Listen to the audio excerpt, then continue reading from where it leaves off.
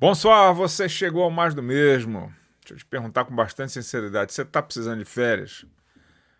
Vamos terminar essa semana falando sobre isso, mas antes deixa eu te lembrar que o Mais do Mesmo é um programa produzido pela Igreja Reformada Luz para as Nações. Nós estamos aqui em Montreal. Tem um propósito principal, falar mais da mesma escritura, mais das mesmas doutrinas e mais do mesmo Cristo. Como você sabe, a única novidade que a gente busca aqui é a novidade de vida. A gente está aqui de terça a quinta, sempre que possível ao vivo. Hoje não, hoje eu estou gravado, né? Depois, você já sabe, né? Porque eu estou meio que saindo de férias hoje, pelo menos do mais do mesmo. E a gente está aqui de 18 horas e 2 minutos no horário aqui de Montreal, 19 horas e 2 minutos no horário de Brasília. 18 e 2 para a gente se lembrar do Salmo 18, versículo 2, que nos ensina que o Senhor é minha rocha, minha fortaleza, o meu libertador, o meu Deus, o meu rochedo em quem me refugio, o meu escudo, a força da minha salvação e minha torre de proteção. Quem assiste o programa ao vivo normalmente está logado, a gente dá um boa noite personalizado. Hoje, como está gravado, não tem como saber, mas fica aí o boa noite a todo mundo que frequentemente está aqui conosco, família mais do mesmo, né? Que Deus abençoe vocês. E deixa eu ver a temperatura, 27 graus, igual ontem em Montreal, tá um dia legal aqui, pelo que eu tô vendo, tá meio nublado.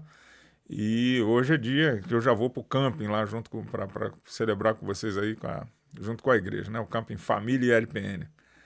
E vamos trabalhar, ao menos por enquanto, né? Hoje a gente encerra essa série sobre trabalho e descanso na perspectiva bíblica. Na terça nós consideramos que o trabalho humano não é uma maldição, não está, foi uma dádiva dada por Deus, mas ele é uma continuidade da ação divina que nos foi confiada. Ontem nós consideramos que como Deus compartilhou um pouco de si conosco, quando ele nos dá essa capacidade de trabalhar, ele também providencia para nós um dia especial, o dia do descanso. Lembrando que Deus não descansou por necessidade, nós sim, né? E eu terminei o programa de ontem deixando uma questão para hoje. Porque o trabalho às vezes fica tão difícil, né? Ao ponto da gente nem querer voltar a trabalhar às vezes, né? Eu já lembro de já ter tirado férias no passado e eu falei assim, meu Deus, eu precisava de mais uma semana ou duas, né, para voltar. Então por que fica tão difícil assim? Bom, e como a gente está falando, já falou da origem do trabalho, já falou da origem das férias, né? Tudo começando no Senhor, a gente também precisa falar da origem desse fardo de trabalhar, por que a coisa fica tão pesada para a gente. E para isso eu quero ler de novo o capítulo de Gênesis, o capítulo 3. Eu vou ler um texto um pouquinho mais extenso, só para dar um contexto para aqueles que porventura não conheçam bem ali o texto, né? Então, o homem desobedeceu a Deus, né, comendo da árvore do conhecimento do bem e do mal, e o que a gente vai ler agora é exatamente o momento seguinte, né?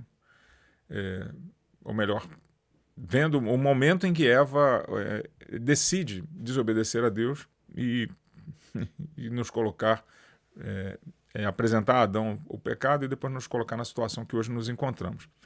Então diz o texto assim, a partir do versículo 6. Vendo a mulher que a árvore era boa para se comer, agradável aos olhos, árvore desejável para dar entendimento, tomou do seu fruto e comeu, deu também ao seu marido e comeu. E ele comeu. Então os olhos de ambos se abriram e, percebendo que estavam nus, costuraram folhas de figueira e fizeram cintas para si. Ao ouvirem a voz do Senhor, que andava no jardim quando soprava o vento suave da tarde, o homem e a sua mulher se esconderam da presença do Senhor Deus entre as árvores do jardim, diferente do que acontecia até aquele momento, né? E o Senhor Deus chamou o homem e perguntou, onde você está? E ele respondeu, ouvi a tua voz no jardim e, porque estava nu, tive medo e me escondi. E Deus perguntou, quem lhe disse que você estava nu? Você comeu da árvore da qual ordenei que não comesse? Então o homem disse, a mulher que me deste para estar comigo, ela me deu da árvore e eu comi. Então o Senhor disse à mulher, que é isso que você fez? A mulher respondeu, a serpente me enganou e eu comi. Então o Senhor Deus disse à serpente, por causa do que você fez, falando da serpente, você é maldita entre todos os animais domésticos e entre todos os animais selvagens. Você rastejará sobre o seu ventre e comerá pó todos os dias da sua vida. Porém, ainda se dirigindo à serpente, o Senhor fala, porém, inimizade entre você e a mulher, entre a sua descendência e o descendente dela, este lhe ferirá a cabeça e você lhe ferirá o calcanhar, como já sabemos, se remetendo àquilo que seria o Cristo vindo e esmagando, terminando com o poder do pecado, esmagando a cabeça da serpente. Versículo 16 continua. E a mulher disse a ele, e a mulher, aí Deus se dirige à mulher. Percebam que ele não amaldiçoa a mulher e o homem, mas ele coloca consequências do pecado. Aumentarei em muito os seus sofrimentos na gravidez, ele diz à mulher. Com dor você dará à luz a filhos. Seu desejo será para o seu marido e ele a governará. E Adão disse, por ter dado ouvidos à voz de sua mulher e comido da árvore que eu havia ordenado que não comesse, maldita é a terra por sua causa. Em fadigas você obterá dela o sustento durante os dias da sua vida. Ela, a terra, produzirá espinhos e ervas daninhas, e você comerá a erva do campo. No suor do seu rosto você comerá o seu pão, até que volte à terra, pois dela você foi tomado, porque você é pó, e ao pó voltará. Então acho que aqui a pergunta já está meio que respondida, né? Porque às vezes o trabalho se torna tão pesado para a gente. E porque Deus colocou esse peso no trabalho, colocou essa maldição aí sobre o trabalho, né? Essa foi a maneira. Eles colocam um peso que não havia antes, né? Então trabalhar era só a parte boa do trabalho, da produção. Então, irmãos, o pecado corrompeu a nossa relação com Deus e, consequentemente, com o trabalho, com aquilo que ele expressa, né, no seu próprio fazer, né? A relação de domínio que o homem tinha com a terra, que é expressa lá no capítulo 2, agora foi revertida. O solo, ao invés de servir à humanidade, agora se torna resistente, produz cardos e espinhos, e no final da vida o solo ainda guarda os nossos corpos, né? Era para o homem dominar, mas a terra agora quase que assume uma vontade própria. Fica difícil a coisa. Vai ter que ralar, é mais ou menos isso. Nasce então, a partir do peso que o Senhor atribuiu ao trabalho, a frustração, o desgaste, o suor do rosto, né, na expressão bíblica. Sobretudo para quem está trabalhando fora da vocação. Porque quando a gente está feliz naquilo que faz, a gente estudou para aquilo que a gente gosta, é diferente. Tem os pesos sim, mas imagina a pessoa que está trabalhando naquilo que deu, não naquilo que escolheu, né? Então, possivelmente a frustração, o desgaste é maior. Possivelmente não, já passei por isso, é maior, né? Então, quem está insatisfeito com aquilo que faz, mas precisa fazer, vive um estado de sofrimento maior do que aquela pessoa que faz aquilo que gosta. Mas, às vezes, estamos insatisfeitos, até porque, mesmo gostando do que fazemos, às vezes falta o dinheiro, né, para colocar comida decentemente em casa. E a maior parte da população mundial passa por isso. Então, as relações, outro aspecto é que as relações de trabalho, que no mundo sem pecado seriam todas harmoniosas, agora elas têm sempre o potencial de se tornarem opressoras, relações injustas e extremamente fatigantes por conta disso. É só você lembrar de alguma experiência difícil que você já teve com um chefe que não era das melhores pessoas, né, e que exercia poder sobre você. Terceiro aspecto, é bem verdade que, assim como inventaram anestesia para as dores de parto, que foi também o peso que Deus jogou sobre a mulher, numa tentativa de mitigar o sofrimento da mulher, isso foi ótimo. Do mesmo jeito, há trabalhos ótimos, há pessoas felizes com aquilo que fazem, tem até os workaholics, né? Os viciados em trabalho que juram que estão bem, apesar de não perceberem que eles deixam tudo pelo trabalho, o que é um desequilíbrio também. Mas isso não muda o fato, mesmo com essas sutilezas, com essas diferenças, né? Uma espécie de anestesias, isso não muda o fato de que trabalhar vai exigir de nós o suor do rosto em algum momento. Em algum momento vai ser muito difícil, provando que, de fato, o que Deus falou pesou na realidade. Por isso a gente deve agradecer, porque o trabalho tem esse aspecto tão difícil, a gente deve agradecer a Deus pela sua providência, que nos concedeu, na sua sabedoria, os finais de semana, os feriados, as férias. Então isso tudo deve ser gozado como bênção de Deus. A gente precisa agradecer a Deus por isso.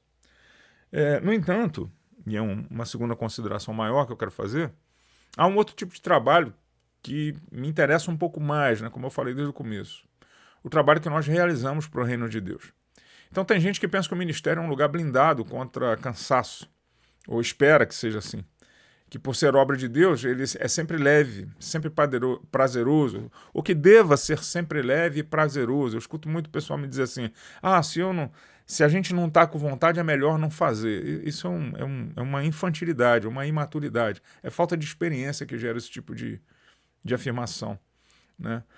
acha que o trabalho vai ser sempre gratificante, o trabalho ministerial.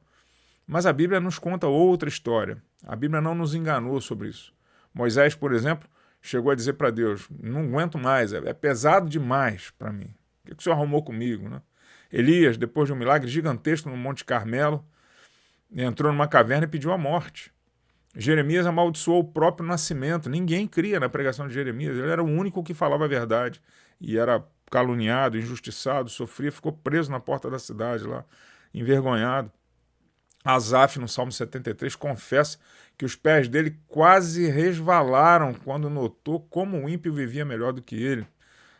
E Paulo diz também que, além das prisões, dos açoites, dos naufrágios, o que mais pesava nele era a preocupação diária com as igrejas. Então ele passa por toda essa dificuldade, mas ele tem... A gente já começa a apontar aqui para algo diferente. Ele está preocupado com as pessoas, ele está com o coração dele muito focado em um ponto, todos eles, né? Então, será que uma pausa, será que uma esparecida?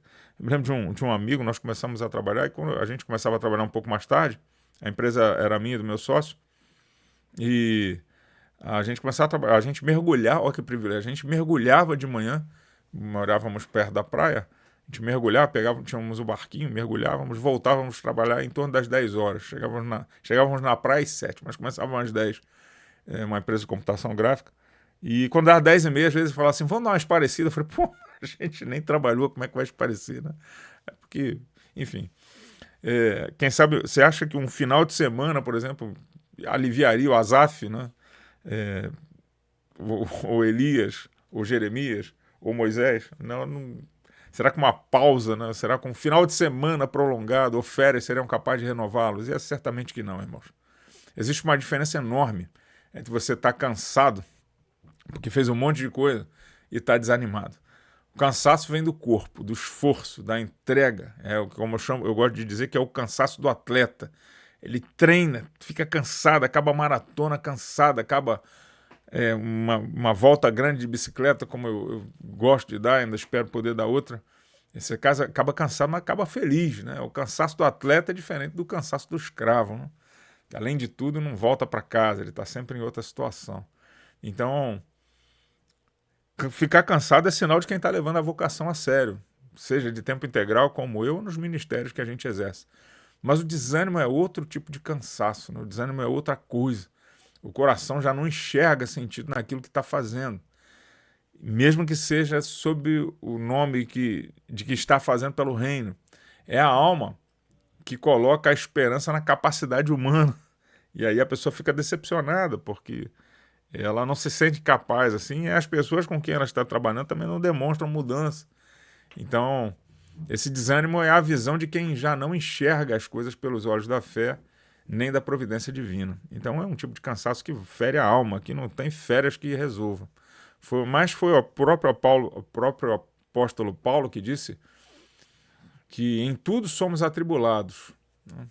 Porém não angustiados, perplexos. E como a gente fica perplexo no ministério, porém não desanimados.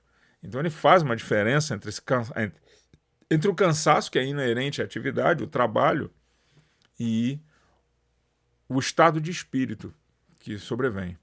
Ou seja, ele apanhava, sofria, chorava, mas não perdia o ânimo. Por quê? De onde vem essa força, né? Ora, a resposta acho que você já sabe, é porque o ânimo dele não vinha das circunstâncias, vinha do Senhor. A alegria do Senhor é a nossa força, e é a força de Paulo também. E deve ser, pelo menos a minha, é a sua força. É isso que nos renovará. Deus é independente, nós somos dependentes da alegria dele. E o ministério é a obra santa, assim. É obra de Deus, é obra que Deus abençoa, mas ela é exercida por mãos frágeis como a minha e a sua. É exercida por mãos frágeis no mundo caído. Nós somos pecadores e trabalhamos entre pecadores. Por isso o suor do rosto, na expressão bíblica, esse cansaço também chega ao púlpito. Também chega na hora da visita, também chega na hora que você tem que ir a uma reunião, na hora que você tem que atender uma ligação de madrugada. O cansaço chega também quando você tem que ir para a célula ou hospedar a célula na sua casa. A hora que você tem que falar, puxa, eu tenho que ir para o retiro, seria tão bom ficar em casa descansando. Na hora que chega aquela ligação inesperada. Até orar para os outros cansa, de vez em quando. O chamado é sublime, mas nós não somos. Então, porque a gente perde a visão, tantas vezes, essas coisas que deveriam ser motivo de agradecimento, porque Deus tem nos usado, começam a ser motivo de cansaço. Então, para comprovar isso, o próprio apóstolo Paulo diz, e olha como isso é importante saber, em 2 Coríntios 4:7, temos esse tesouro em vaso, que é o próprio Senhor Jesus Cristo, né? Temos esse tesouro, o Evangelho de Cristo, temos esse tesouro em vasos de barro, para que a excelência do poder de Deus, a excelência do poder seja de Deus e não de nós, não nossa. Esse tesouro é o Evangelho da glória de Cristo. Os vasos de barro somos nós, frágeis, limitados, mas escolhidos para carregar algo infinitamente precioso. A gente precisa depender da obra de Deus e o cansaço às vezes demonstra, olha, não é você mesmo, é impossível para você. Você depende do Senhor. Isso nos leva a orar mais, nos leva a buscar mais as Escrituras, nos aconselharmos com gente mais experiente. Isso tudo faz parte do ministério. Mas ainda um outro detalhe que eu queria que você considerasse comigo, embora o cansaço seja parte do caminho, talvez você que atua no ministério, formal ou informalmente, esteja se sentindo esgotado não pela quantidade de trabalho que tem feito em si, mas porque o seu coração talvez viva dividido entre prioridades. Então, quando há essa confusão, a solução natural qual é? Vamos fazer menos, né? A gente está cansado porque está com o coração dividido, mas como a gente não discerniu isso bem, a gente fala assim, vou cortar uma das coisas. Normalmente a gente corta o ministério, normalmente a gente corta a presença nos cultos, normalmente a gente tira uma reunião, normalmente a gente deixa de fazer alguma coisa para fazer alguma coisa mais prazerosa. Então, eu já escutei tantas vezes, eu falei, vou fazer menos, preciso parar um pouco, pastor. Vou organizar minha vida, vou tirar férias indefinidas no ministério. Mas eu garanto a você, irmãos, porque estou no ministério há muito tempo, a não ser que você esteja deliberadamente negligenciando seu chamado, enterrando seu talento, que você saiba que está fazendo isso, a solução nunca será fazer menos, mas acertar o coração. A solução é colocar o coração no lugar certo, colocar o coração na obra de Deus, para as pessoas da obra de Deus. Não é a reunião, são as pessoas da reunião. Talvez você esteja tentando manter, talvez esteja tão cansado assim que você esteja tentando manter a sua agenda e a agenda de Deus ao mesmo tempo. E eu quero dizer a você mais uma vez, a partir da minha própria experiência, não vai dar certo. Só há uma maneira de ser pleno no ministério e experimentar a alegria do Senhor que dá nossa força. Entregar tudo ao Senhor, a sua vida, o seu ministério, e pedir para que o Senhor faça conforme apraz a Ele. 2 Timóteo 2, 3 e 4 nos diz que participe dos meus sofrimentos como um bom soldado de Cristo, Paulo escrevendo a Timóteo. E aqui vem um texto que eu quero compartilhar. Nenhum soldado em serviço se envolve em negócios dessa vida, porque o seu objetivo é agradar aquele que o recrutou. É impossível servir a dois senhores, não só às riquezas e a Deus. É impossível servir também a sua própria agenda. Então dá para ser profissional, bem-sucedido, fazer curso, progredir na empresa, ser o cara na sua organização. Mas se esse lugar se isso preencher tanto o seu coração quanto o seu ministério, você vai ficar cansado. Dá para ser o pai mais presente do mundo, dá para fazer um monte de coisa legal com sua família, dá para sair, dá para passear, dá para não ir ao culto de vez em quando, mas se você colocar a sua família no mesmo nível do seu chamado por Deus, você terá dificuldade e ficará com o coração cansado. Não dá para colocar as coisas no mesmo lugar. A gente tem que entregar tudo para Deus e pedir para Ele nos ajudar a discernir a nossa agenda. Eu não estou pedindo para você ser negligente com o seu trabalho, nem com a sua família, mas também estou pedindo para você não ser negligente com aquilo que Deus te comissionou para fazer. Então, vem aqui a minha sugestão. Você quer ter uma vida menos exausta? Reúna os pedaços do seu coração, essas fases diferentes assim, entregue todo diante do Senhor como um sacrifício. Olha, Senhor, isso aqui é o que eu quero, eu estou confuso por causa disso, e eu estou pensando em parar por causa dessa divisão que acontece no meu coração. Entregue tudo ao Senhor, sacrifique, Deus proverá para si o cordeiro, pode ser que seja uma das suas atividades. Uhum. Um momento na minha vida eu tinha 5 grandes coisas na minha vida, eu precisava abrir mão de uma delas. A, a que eu não queria abrir era a faculdade de filosofia. Eu estava muito feliz, eu esperei 17 anos para entrar nela e eu tive que parar para poder assumir a coordenação do ministério ao qual eu servi. E foi muito difícil, mas eu, graças a Deus, posso dizer que foi isso que trouxe a estabilidade no meu coração e isso me ajudou a voltar a seguir e fazer aquilo que eu tinha que fazer.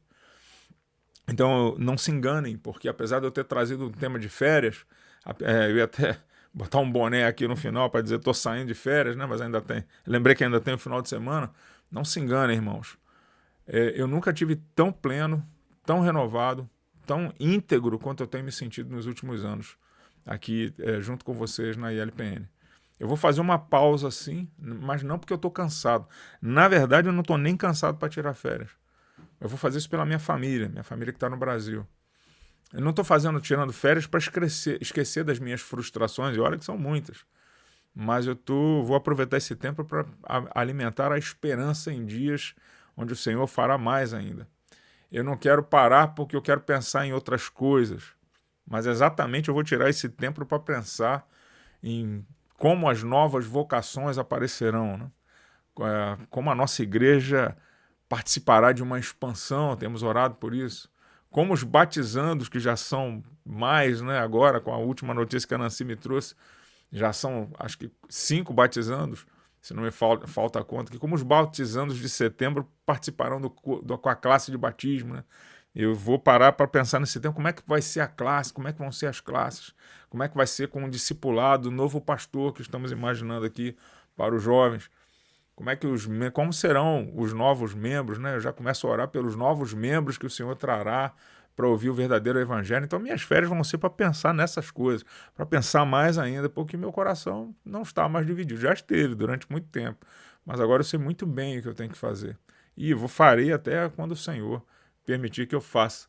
Então, eu saio com muita alegria, com muita felicidade, né? Para ver minha família, para pensar um pouco mais na igreja e para esperar em Deus, para ver, para enxergar com os olhos da fé aquilo que o Senhor ainda tem que fazer. E se fosse possível, eu compartilhava essa alegria com vocês nesse momento, através das minhas palavras. Perde um pouco a vibe, né, quando a gente está falando gravado e ao vivo, que eu sei que vocês estão aí me ouvindo, mas o conteúdo eu acho que é mais ou menos esse. Então eu peço ao Senhor que possa, de alguma maneira, alegrar o coração de vocês e possa estabilizar a vida de vocês para que vocês sigam plenos e felizes, ainda que o cansaço venha. Mas aí, para esse tipo de cansaço, um bom feriadozinho é ótimo, né? Então, eu espero que a gente possa se encontrar no dia 29, quando eu volto para mais do mesmo. Eu vou estar lá do Brasil ainda, mas eu já estarei trabalhando. Então, até o dia 29, se Deus assim permitir. Amém? Assim a gente termina mais uma etapa aí, mais uma semana. Naquilo que eu acertei, glória a Deus. Naquilo que eu errei, a glória é só minha mesmo. E dia 29 tem mais comigo, né? Se Deus permitir, semana que vem teremos aí, acho que uma surpresa, vai ser surpresa até para mim. E depois o pastor Belchior volta. E eu queria deixar hoje, já que eu não dei boa noite personalizada, um abraço apertado para todo mundo, né? Todos vocês. Que Deus abençoe vocês. A bientôt. À la prochaine. Au revoir. Até mais. Paz, irmãos.